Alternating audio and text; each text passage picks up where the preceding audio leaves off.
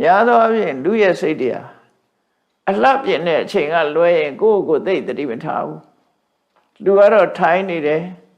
တခြားတွေစဉ်းစားနေတယ်လူကအိတ်နေတယ်တခြားအကြောင်းအရာတွေစဉ်းစားတယ်မတရားဟာတွေစဉ်းစားတယ်နောက်ရဲ့ဟာတွေစဉ်းစားတယ်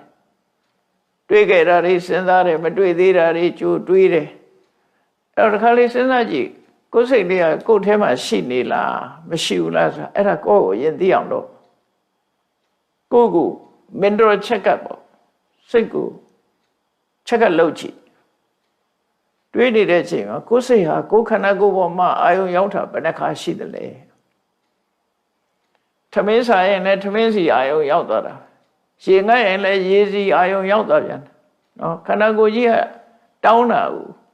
အာယုန်နေပဲရောက်တယောက်တည်းနေရတာပြင်ဖုံးထကိုင်းဖုံးဆက်ပဲပေါ့အဲ့ဒီတိုင်းနေရရင်ပြင်းလို့ဆိုတဲ့ Facebook ထားကိုင်းပြီးဖွင့်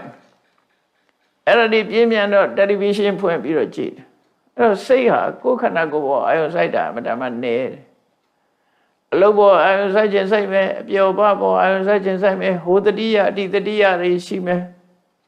ကိုယ်ခန္ဓာကိုယ်အာယုန်စိုက်တာသိမရှိဘူး